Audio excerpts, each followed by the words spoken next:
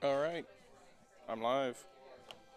Somewhat unexpectedly, but I have a backlog of setup to do, and the streaming machine usually sits at the game store, so I'm going to stream me setting up. So, ha! Now you can see what I can see. Except not the DM computer, I might show that later.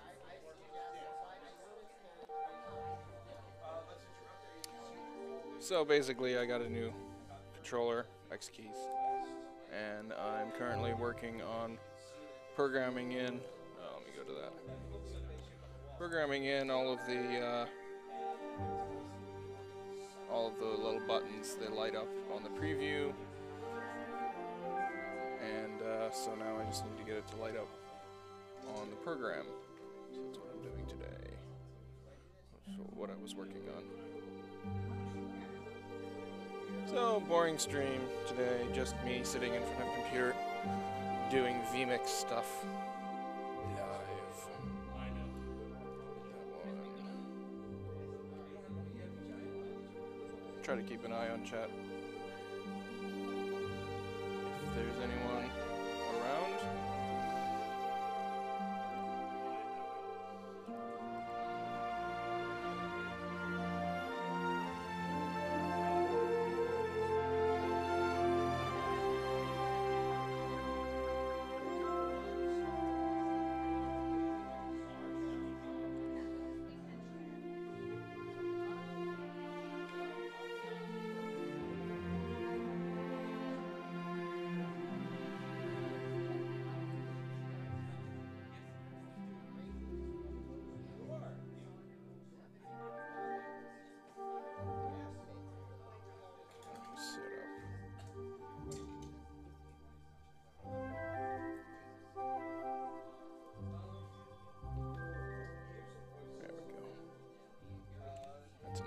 View for you, I guess, and one that I can go back to later. So I have all of these shortcuts set up, and so you can see the should be able to see my mouse. There we go. You can see I have the first row of buttons set to 1 through 6 preview inputs. And then the second row are set up to inputs 1 through 6 active, so that I can either preview individual inputs, and then I have a transition 1 set up to take, so I can, so I can do the little zoomy back and forth thing,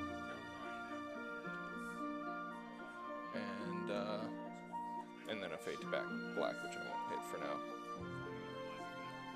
Just making sure I didn't accidentally hit that. You wouldn't be able to hear me if that happened.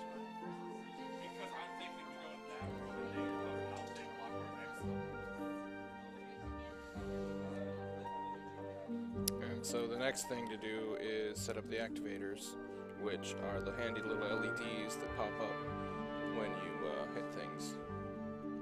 So right now I have all of the previews set up, so you can see as I switch from camera to camera,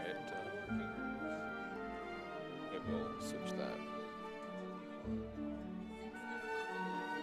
So now I need to do the program stuff, which is the red light on the second row.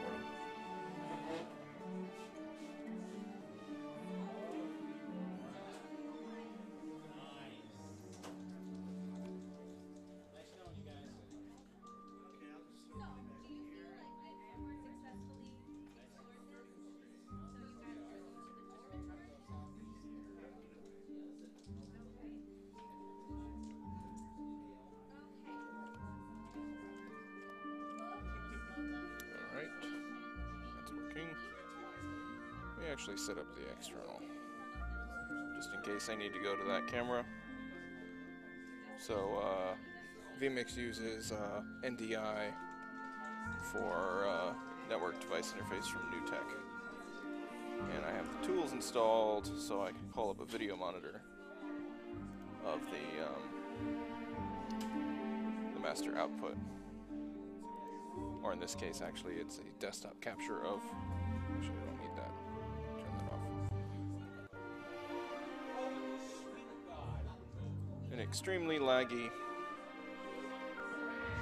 capture of this screen on that screen, just in case I need to be on this camera.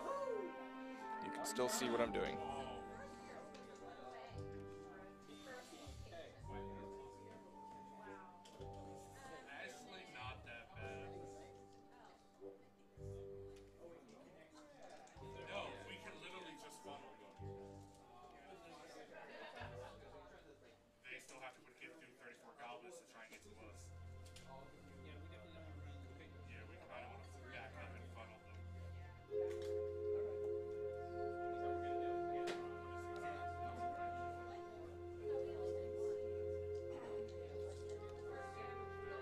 So the music, as I've said in the stream before, is from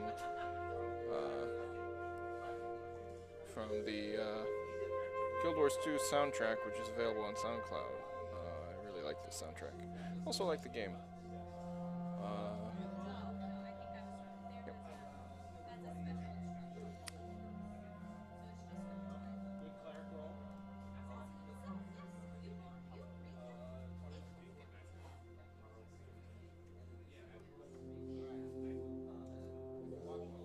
Alright, that should be all of the programs. Let's see. Bring out that camera. So, should be able to see. Well, no, you can't see. Because, well, you'll have to take my word for it. It's working.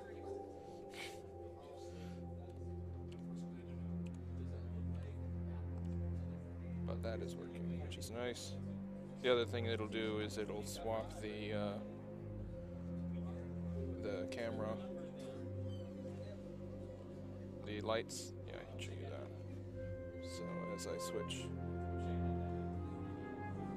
hard to see probably with it moving around, but the B and D lights swap because I'm switching one of the inputs from program preview to program. So that's cool.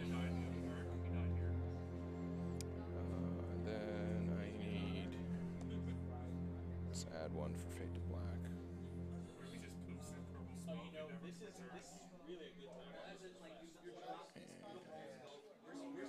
Fade to Black. Fade to Black, and I will set that to red, blinking. I'll be right back.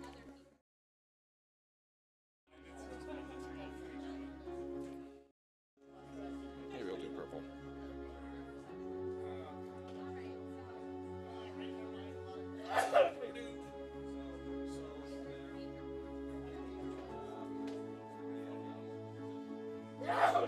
Let's test that again. Yep, another thing I can't show you. Because I can't press Fade to Black and have you see it.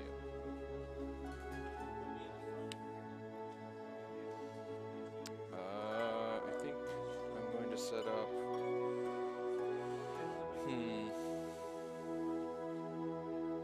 Alright, I think I'm done with that for now. The next thing I need to do is I have new little overlays set up. I did this at home the other day. And so I have them here, they're imported, but I need to set up the overlays. I think I'm going to plug in a mouse.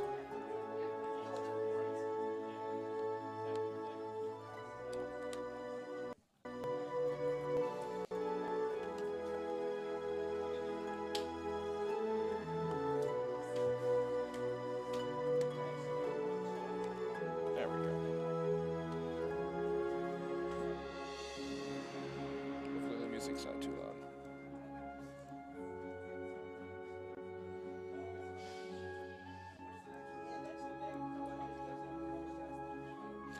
You can see that I have a lot of shots. vMix organizes everything in shots, and then you can do shots of shots. So all of my multi-shot things like the tabletop view has desktop capture and then a PC camera 2, DM camera, PC camera 1. And those are all multi-view setups. And it's set up on a transparent layer.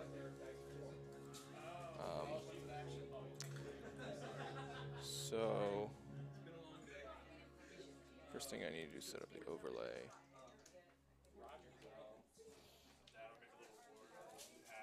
These are from memory from what I did at home because it unfortunately did not update properly, or didn't save.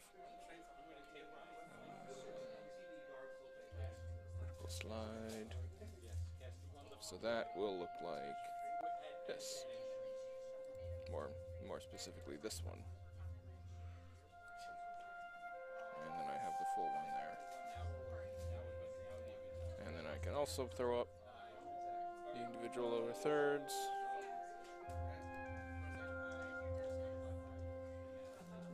So this one is set up to automatically bring it up, leave it up for 10 seconds, and then drop it down.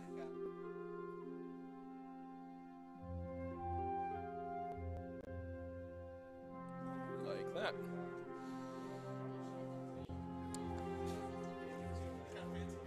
So and I need to, so that has a duration. The next one I'm going to set up is the same thing but without a duration if I needed to leave it up for some reason. Same transition, 0 duration means the duration is disabled. So now I can throw up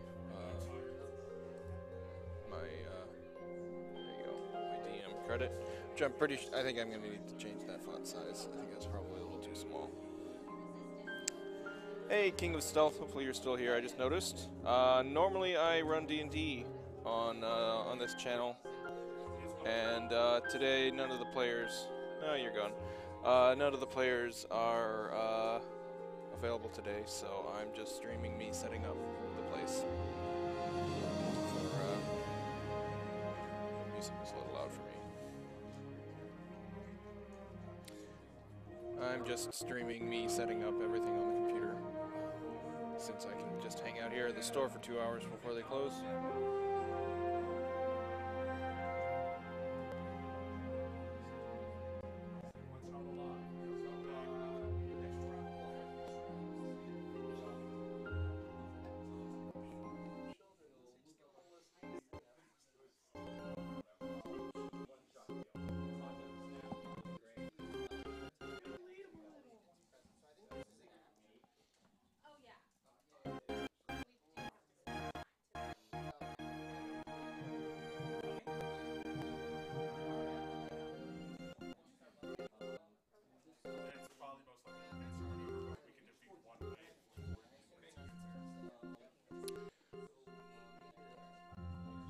Next overlay, I think I just had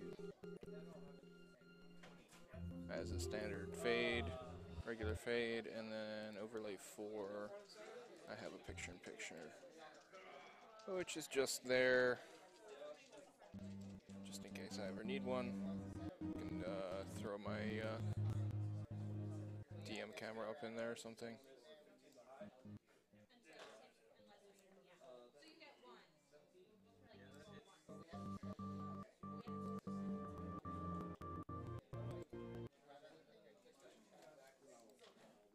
So now I should be able to throw that in there.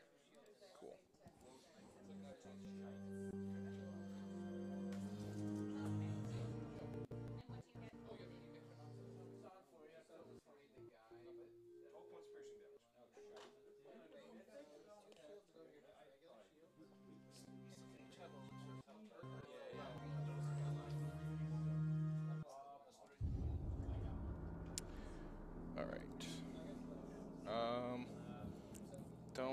So I have the titles here set up for a data source, but I don't think it's set up. It's not running yet, and that's probably something that I don't want to show on the stream, preferably. so I will have to do that when I get home or off the stream. Let's see. Another thing I can do is show you some of the setup. As you can see, I am wearing a headset, and some of the go to here. So view from behind the screen here. I've got the wrong mouse.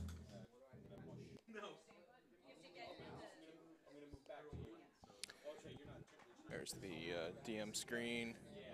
There, I have my grid controller, which is running Ableton, which is doing all the music. There, you can see. And you can get rid of that.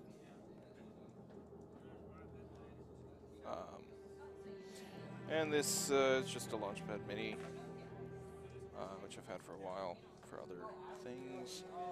And it's just, I'm using Ableton in possibly the worst way possible, which is I've tricked it into being a playlist. So I can just launch things individually.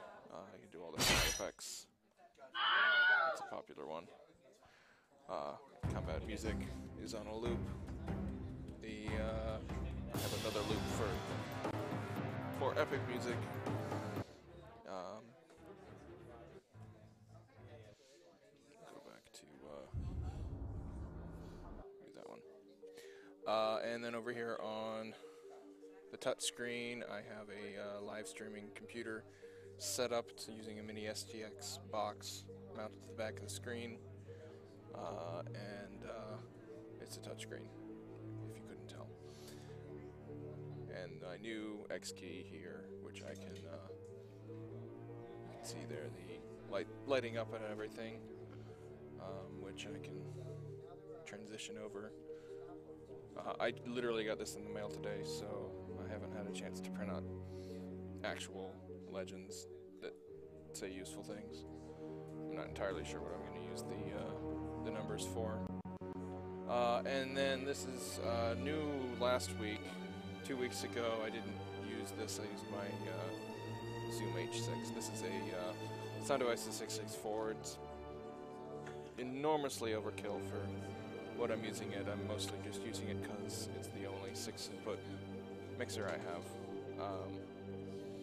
Basically, it's a 6-input or 12-input mixer, and I have all the mics going into that. I have a headphone splitter over there, which doesn't need to be over there because I don't have any players. And I have so all the individual players will be on different faders in this setup normally. And then I actually have a little preamp there that I use with the headphones, or intend to use with the headphones, on input 7. But that's obviously not plugged in. In order to get the audio from Ableton to our headphones, I have a audio cable running into return B on here. I have multiple returns that I can use. So this only us and the players can hear, and that's directly linked to the volume control in here. So I can actually cut the music out entirely for me, but you can still hear it. Bring that back a little. And then in order for you to hear the actual setup, I have the tape out, just another output, running into the actual streaming machine in the back there.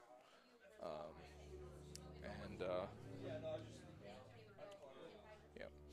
So the tape out for that, and then in order to get the music back again, I'm actually screen capturing that the second screen over here, which faces the players normally, and it's piping the audio over manually from there, which means that I actually have a fader for the music separately, and consequently I've just turned it off there, and I can still hear it in my headphones, but I can bring it back.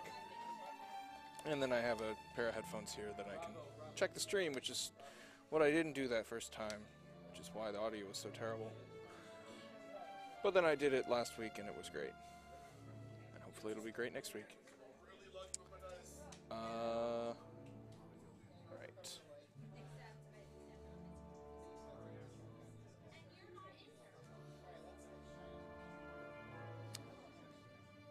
So, switch this over to,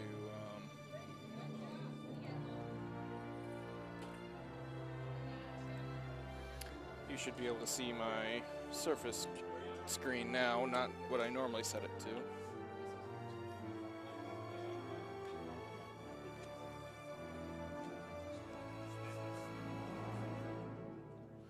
And so let me actually grab my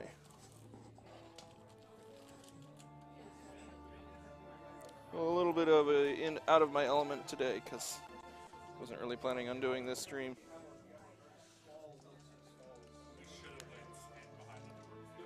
All right. I can show you a little bit of roll 20. Let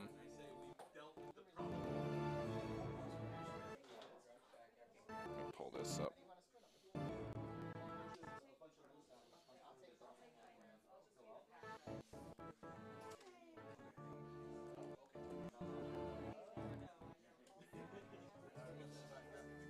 Keep an eye on chat so I don't miss somebody again. So here's the party as they were last week. And also spoilers for everyone who hasn't played Yawning Portal yet. You're going to see some back end here.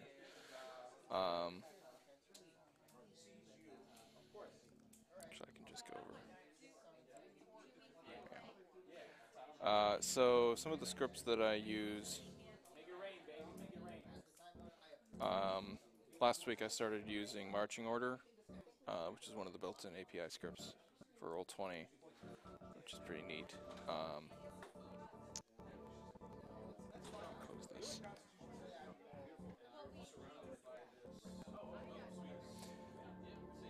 Marching Order lets me throw everybody into a line and specify a specific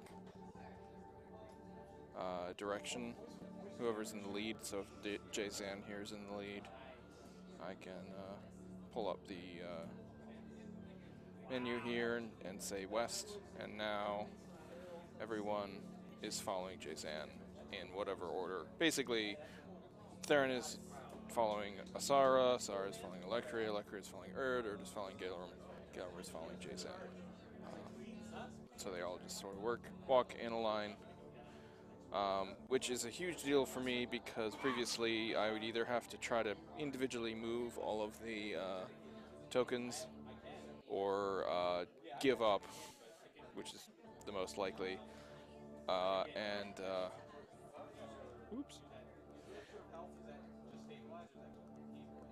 give up and just move one token around, whoever has the best sight, and then catch everyone up later. But in this, I can establish a marching order, and then we can walk around the dungeon until somebody runs into something, and then we're already set up for the most part.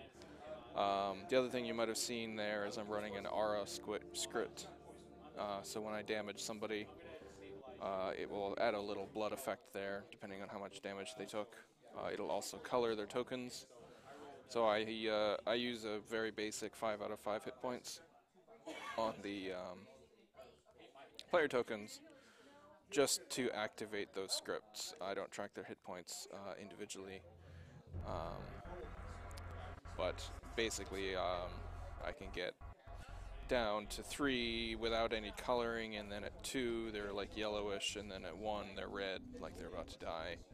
And then if they're at 0, it shouldn't make a noise this time. No, it didn't. I turned off the Wilhelm scream for PC deaths, because PCs don't die when they go to 0. They start rolling death saves, and then they die. You can also see when I heal a token, it adds the little green healing effect, which is nice. I can customize all of that in the menu they have here. So actually, I wrote up in the on my website, orangebookstudios.com, a full write-up for all my Roll20 scripts, but I can go through a couple of them right now.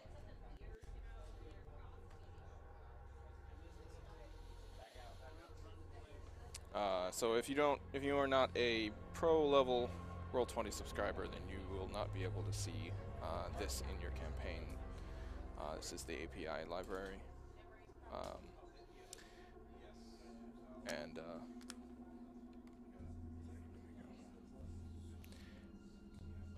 so I use the OGL sheets in Roll20 because that's what they use in the official modules, and it's easier for me not to have to worry about converting to the shaped sheet, the shaped sheet is really awesome, but it's a lot of work to keep up.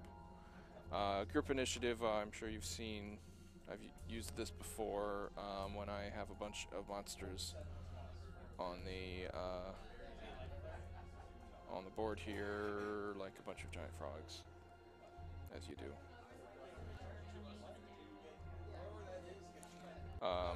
Normally in an actual tabletop scenario, you would have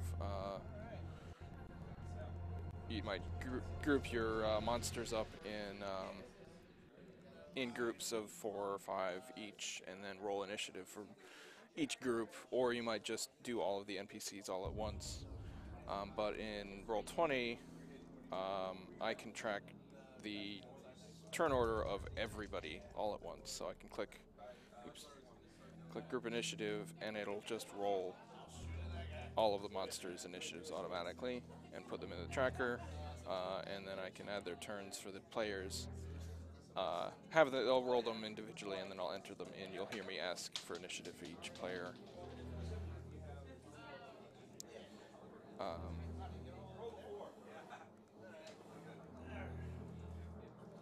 So that's really nice. I can just select all of the tokens. I can also select things that are in the DM layer that the players can't see, but they'll still show up in the turn order for me at least. Token mod, I don't use too much. I have a script set up for token vision, which asks you what type of vision source you want, and then it'll automatically set it up in the token. It's mostly just for convenience. I really only use it for just that. There's a lot more that you can do with token vision than what I'm using it for. The Aura tint health colors is what tints the tokens. Marching order is marching order. I'll get back to that. Roll HP. This is a new utility that I've started using. Very simple script. Basically, as you can see, the giant frogs all have the same hit points by default, which is their average. And so that's great and all, but it kind of gets boring when you fight 4 giant frogs and they all have exactly 18 hit points. Kind of gets boring. So this script, I can click and it will then roll the listed hit points and give me a nice range automatically. And now when people do 11 damage on this guy, it isn't nearly as brutal as doing 11 damage to this guy who's now hurt. So that, a fireball's not going to kill all the goblins all at once necessarily. It might kill a couple of them.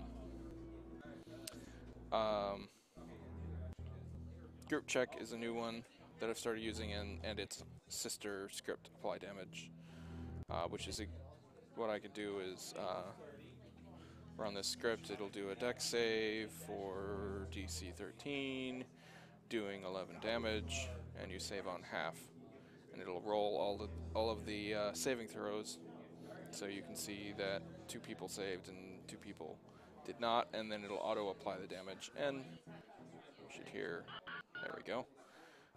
It'll auto apply the damage, and it works with the Aura token.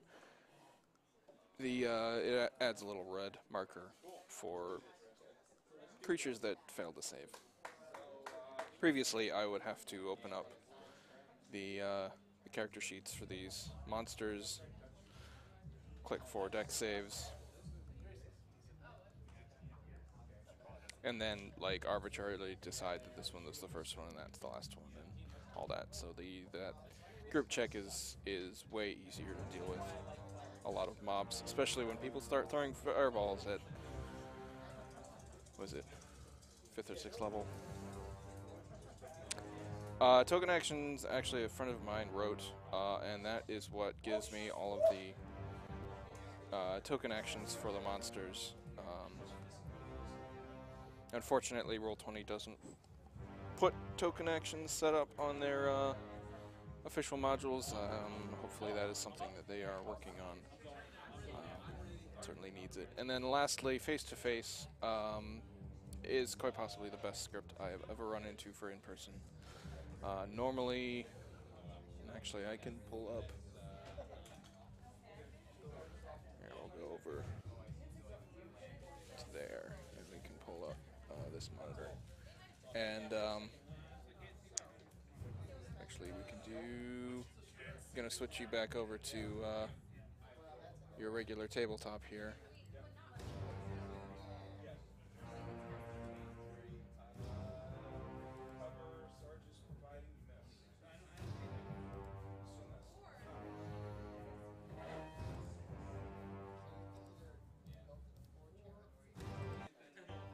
Okay, so now you can see the player map as you would normally see it in the campaign, except that there's 2 sets of players. Let me fix that.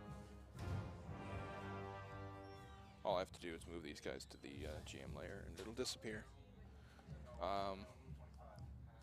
So normally in Initiative you would, all of the players' sites would be added together, which you can see is a problem if they're in different areas, because it just adds everything together and it can kind of get out of hand as far as, well, mitigating metagaming and that sort of thing. So what face-to-face does is it assigns the token site based on the initiative tracker. It's a little bit of a trick to set up. You have to get the token IDs, which are the internal token information. So you can see it's already figured out that JSON's first, even though I haven't done anything.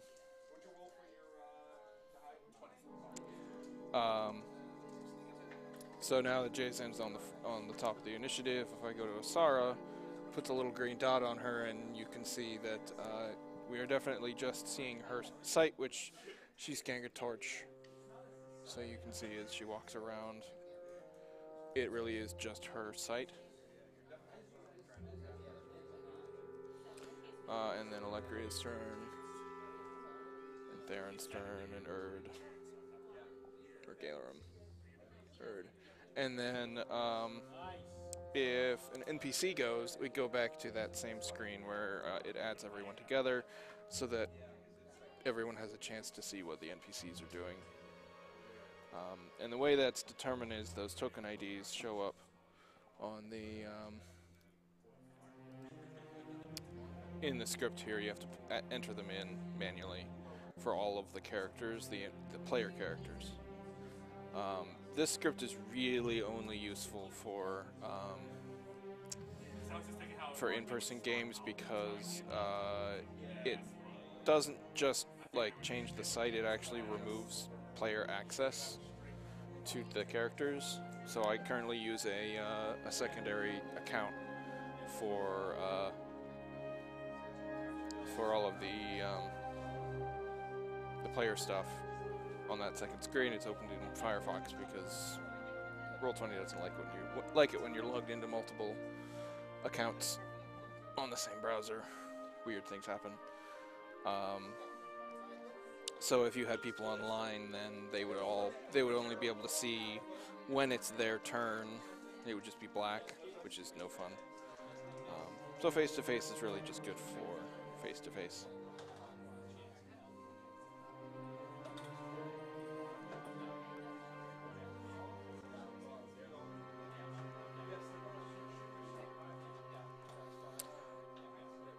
Other than that, I think that's probably all I can really show you without showing you too much. I'm gonna have to update the layouts to with that new pop-up, because I don't want that covering up cameras. I can do a little bit of that right now.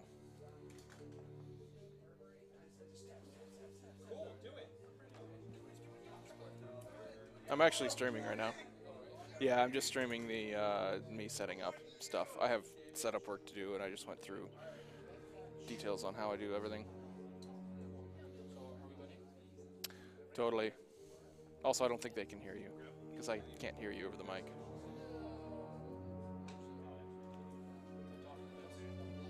No, I don't have any mics set up. They're all right there.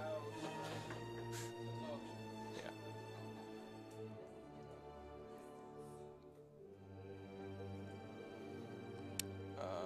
Let's see what else we can do.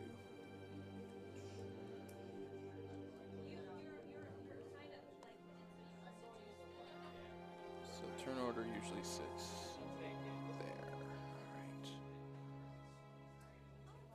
Well, immediately that's an issue.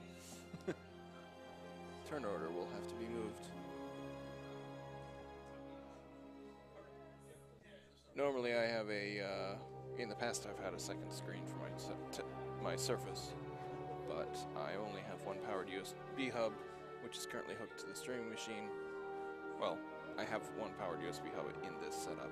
I'm using a passive hub, but that display link screen does not like passive hubs. Let me go back to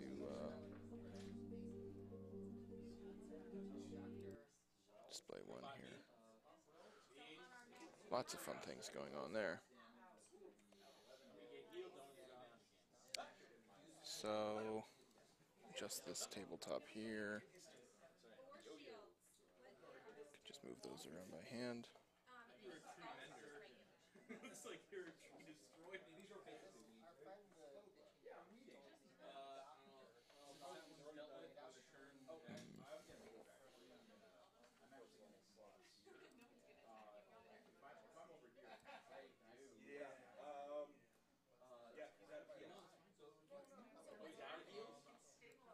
Let's see.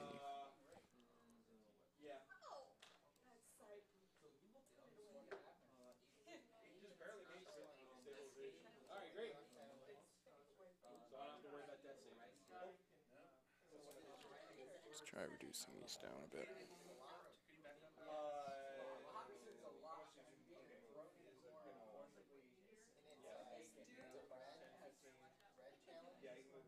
That might be too small.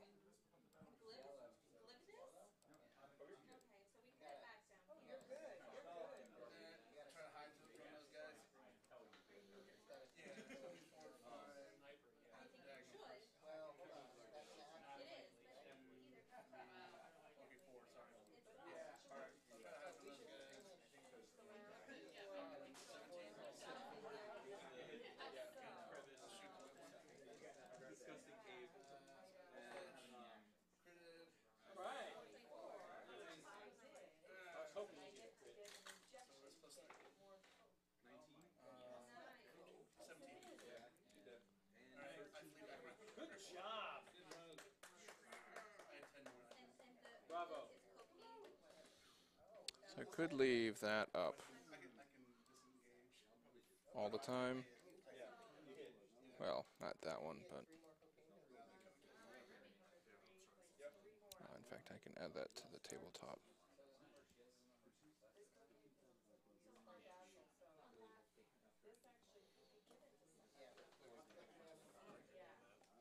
If I careful smell of burning hands, I can protect my footprint. So now we're spending a time. Let's keep track of that. And you're using your action. So it's still 2d6. Oh, but we are also. So I don't know what the card is. Can we come there and help? But you wouldn't be taking it. Well, Just still take For that. our action? Yeah, burning hands We still haven't does taken damage it on. yet. why don't you let him roll for his reaction? Okay. Yeah, we'll begin with the action. Yeah, it automatically But and you're not going to allow me to hang it right, so I can't hide it and then burn it.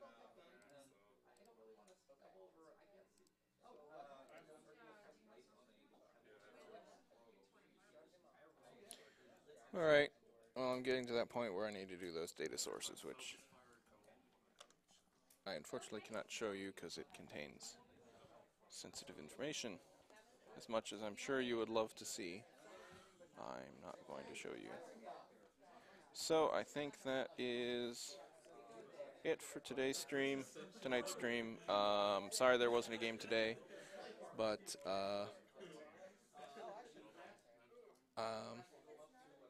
there will definitely, hopefully be a game next week. A lot of the players were unavailable. A couple of them had to drop out last minute.